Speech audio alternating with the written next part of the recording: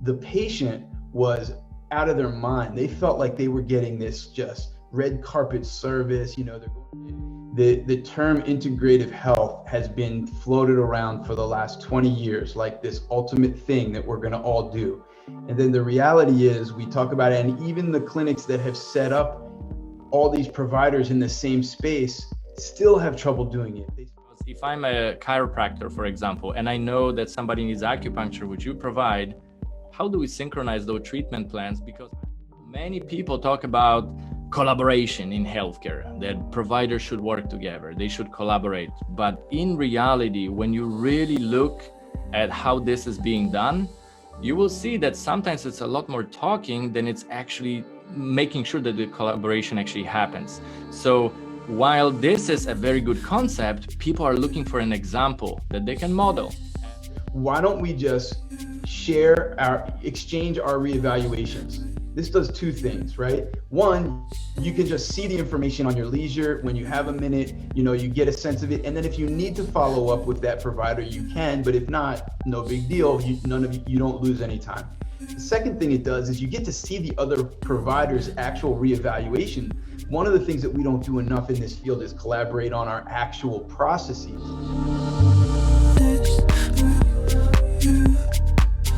Hello everyone, and welcome to our Doctors Networking Group, Polish Your Life. Today I'm super excited because we are going to talk about an awesome topic, a topic that is very relevant for you if you are a provider, but also if you're a patient. So you definitely want to pay attention, especially that we're going to be discussing it with a very special guest today. Once again, very, very happy to welcome you here. We are talking to and with Ryan Diener, the owner of Holistic Health Associates. Welcome, Ryan. Thank you, Mike. Great to be here again. Always happy to chat with you. Always fun to talk shop and see what we can do to serve and add value to our network here. Thank you so much. This is going to be an interesting one because of the topic and how important it is. So many people talk about collaboration in healthcare, that providers should work together, they should collaborate. But in reality, when you really look at how this is being done, you will see that sometimes it's a lot more talking than it's actually making sure that the collaboration actually happens. So while this is a very good concept, people are looking for an example that they can model. And we wanted to show you an example today. Ryan is going to tell you that example of how he's actually making sure that collaboration happens. And the collaboration is for the patient's benefits because we are talking about best clinical outcomes. It is also for provider benefits because sometimes you feel like you have a patient that needs another types of service, but you don't know how to incorporate it to your program or how to synchronize with their program that is already existing. So I really think this video is going to be meaningful, not only to providers, but to patients as well. We encourage all of you to collaborate. And right now, Ryan, this is all you. Let us know the secret. Give us that example. Before you do that, let us know about why we should collaborate. Why is that so important? Yeah, for sure. Absolutely. Well, I think one of the things that's interesting about collaboration, and this is something that we've struggled with over the years, it's always been a challenge, just like you said. We all talk about it. The term integrative health has been floated around for the last 20 years, like this ultimate thing that we're going to all do. And then the reality is we talk about it, and even the clinics that have set up all these providers in the same space still have trouble doing it. They still go under. They still can't make it happen. And so what's the problem? So Mike, have you heard from your doctors what the problem is on the collaboration side? Has anybody talked to you about this? Many times. But in that specific context, the problem mainly is how are we supposed to do it? And that's why is because if I'm a chiropractor, for example, and I know that somebody needs acupuncture, which you provide, how do we synchronize those treatment plans? Because I have my own, they will have their own. One, I'm thinking about my patient. Do they have time for that many appointments? That's right. Then two, how do I synchronize it so the patient doesn't get confused and we can actually communicate and work together? That's awesome. So there's two that you nailed it. There's a couple barriers.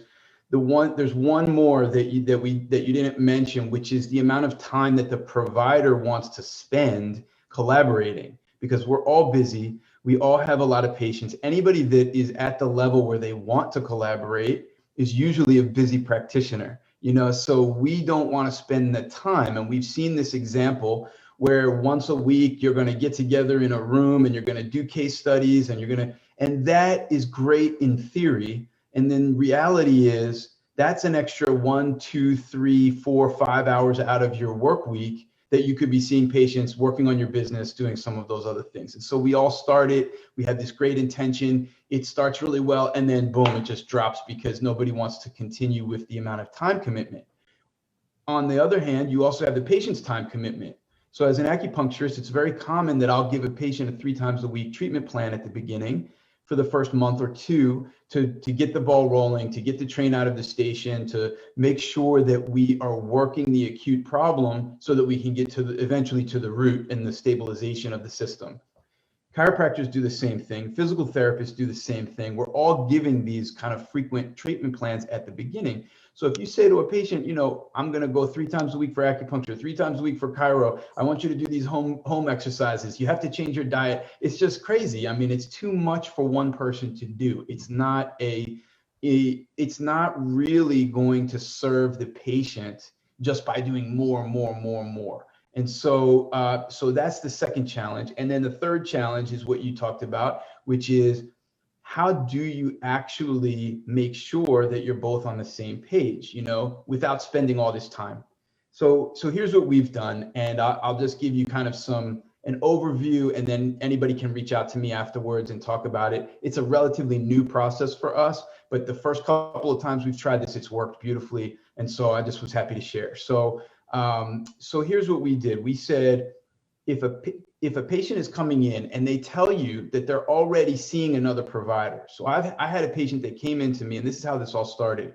He said, I'm already doing chiropractic. I've been doing it for about a month. I feel like I need something else. The chiro was happy that I did something else. I'm going there 3 times a week. And so I'm going through my head going, okay, well, here's my treatment plan. It's 3 times a week. And, that's not going to work.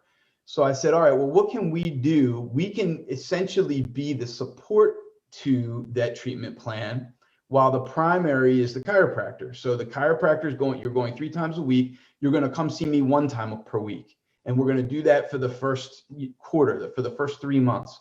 And over the course of that 3 months, there's a monthly check-in that we do. We call our reevaluation, that we do every month at the acute phase. Many other providers do this as well. And so what I did was I just said to the other chiro who I know, who's local in my town, I said, why don't we just exchange our reevaluations? This does 2 things, right? One, you can just see the information on your leisure. When you have a minute, you get a sense of it. And then if you need to follow up with that provider, you can, but if not, no big deal. You don't lose any time. The second thing it does is you get to see the other provider's actual reevaluation. One of the things that we don't do enough in this field is collaborate on our actual processes. And so it was actually helpful to see, oh, this is how he's reevaluating. These are the exams that he's using. Here's the exams that I'm using. This is how they can synergistically feed each other's information, So that was the big thing. It was like, how do you save the time? So then I said, okay, well, why don't we do this for a new patient, right? So the obvious challenge for the new patient then is what happens. So it's easy if I take on a patient that's already seeing the chiro. I can say, I don't have an ego. I'm just well, I do, but I'm not gonna let my ego get in front of this. I'm gonna take the secondary role. In our office, we offer acupuncture, massage, nutrition. It's very common that we'll start a patient on a treatment plan that's 3 times a week acu and 1 or 2 times a month massage as a support mechanism, right? So I said, we're going to take the support role. And then in another situation, I might say to that same chiro, hey, I'm sending you this patient, or just tell the patient, say to the patient, then you don't even have to communicate it. Say to the patient, you've already preset this idea with your chiro. When a patient comes to you and they say that they're already seeing me, just take the support role. And now that chiro is doing the same thing where he knows I'm seeing that patient 3 times a week. He starts them at 1 time a week just as a support. So now the structural is the support to the peripheral, which is what we focus on. And now we have a perfect synergy where the patient can also be in communication with what they feel is they're getting better results with.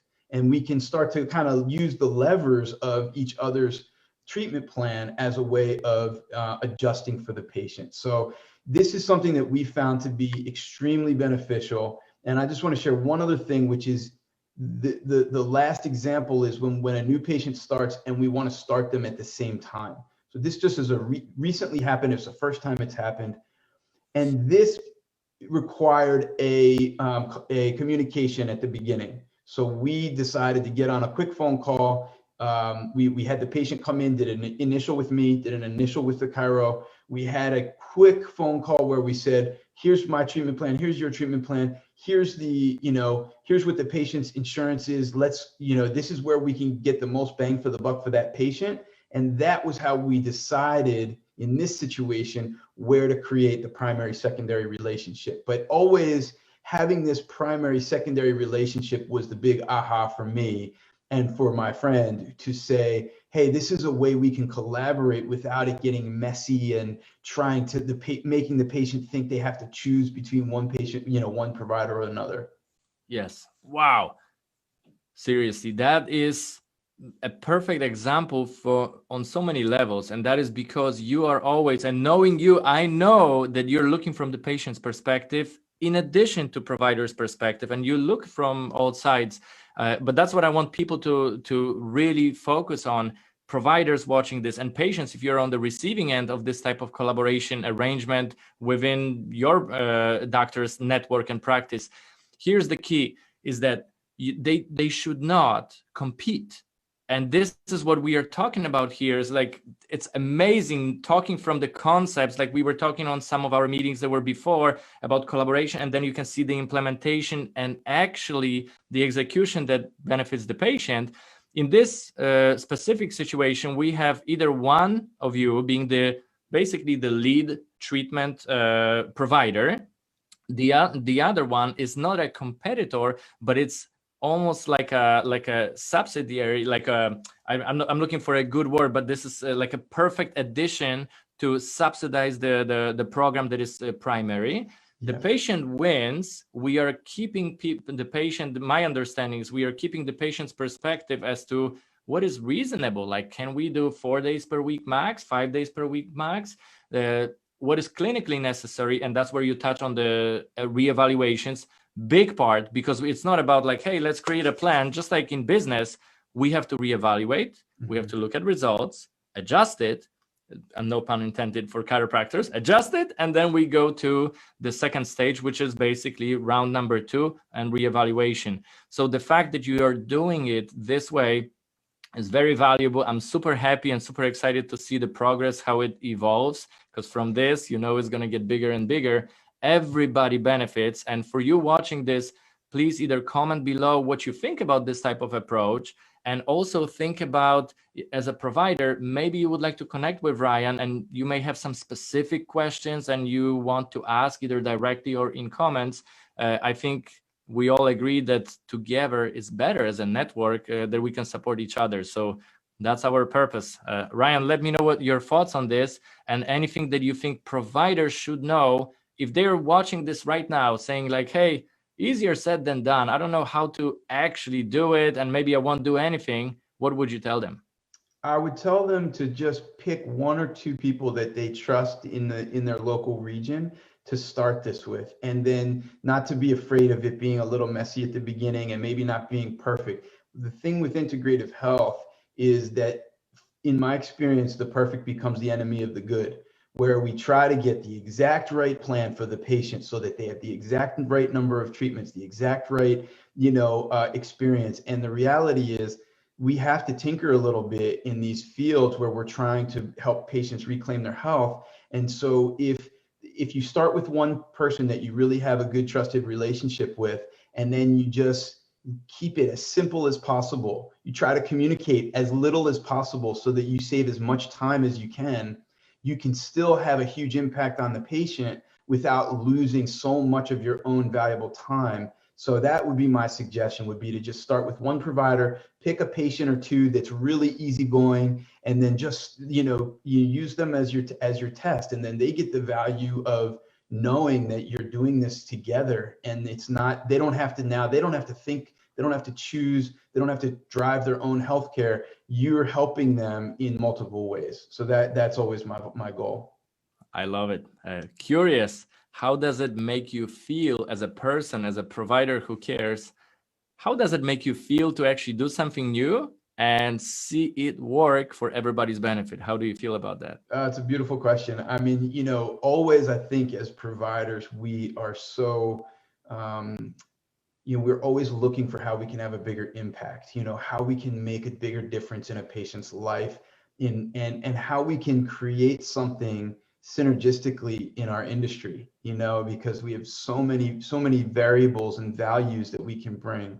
And so, of course, you feel like you are it's such a small thing, this kind of collaboration should be so simple, but it was a big breakthrough, I think, for me personally. It's always been such a strange area, when a patient says, oh, I'm already doing XYZ, and then you kind of creating your treatment plan. You don't really want to overload them, but you don't want to tell them what they, you don't want to undersell your own value and your own service. So it feels great to have that agreement set up ahead of time with a few providers in town, where we just know, oh, the patient's coming in, they're already seeing Ryan. I'm going to just give them a support treatment plan. I'm not even going to call him. I don't even have to ask. I know they're only been seeing him for 2 weeks. I know that they're going 3 times a week, or 2 or 3 times a week. So I'm going to just create a support plan, and then I'll just send them a quick email with my synopsis. And then boom, we don't even have to have let's get on the phone for an hour. Let's talk about what I see, what you see. No, it's just, we have to cut all that out. None of us have time for that. So it feels great because the provider that I did this with was like super stoked. The patient was out of their mind. They felt like they were getting this just red carpet service. They're going to 2 different centers that are talking to each other. He doesn't know that we're not spending 6 hours on the phone talking to each other. We're just quickly sending an email, and I'm BCCing him on the reevaluation email. So it's very simple, and it made it really super, and it feels great. Very good. And that doesn't affect negatively the treatment quality. So I want people to know is that even though we are not necessarily spending on the back end 6 hours of time talking between providers, it can be as effective as it needs to be, and just enough to be able to open your schedule for helping more people. Just as you feel a certain way about it, I feel a certain way about it as well. I feel very proud that we are promoting this type of approach. Really, everybody needs it. And the time-saving benefit that you mentioned is so important in 2 aspects. One is pure time, 24 hours, how much time we have as individuals, as providers, as offices. But also another thing that is very important for people to know is that sometimes in a given unit of time, we can make a decision that is irreversible. And that decision sometimes is surgery. If it's needed, it has to be the right one, the right time, and done by the right provider. So when we talk about collaboration, this time factor, I would like to also let people know is that sometimes it's not about like, hey, this is just another consultation I'm putting in the mix. You may be able, by connecting to the right person, you may be able to change the course of their life forever, because surgery you cannot take back. If it's necessary, it has to be the right one, done the right way by the right provider, and then guess what? Back to rehab in the right place. So I absolutely love it. Very proud to have you in my network, and I'm waiting for more updates. And for all of you watching, questions, connections, or if you're a provider, if you're a patient, if you want to connect with others, just shoot us a comment below or a direct message. We are all here to support each other. I think I cannot feel better than I feel right now. Super proud, and I'm working with the best of the best. And Ryan Diener from Holistic Health Associates in Frederick, Maryland is top notch. Absolutely recommend. So Ryan, thank you so much. Thank you, Mike. I appreciate it. And it's been a pleasure as always. And I just, I'm just so proud that we can serve patients in this way and do it in a way that really is effective and gives that extra value to the treatment plan that they're going for, so that they can avoid surgery, avoid that medication, come off of that medication, and do it in a way where we're attacking the problem from multiple sides. So fantastic. Thank you so much. Thank you. I love it. And everybody, have a great day. Have a great night. All the best. Take care. Bye.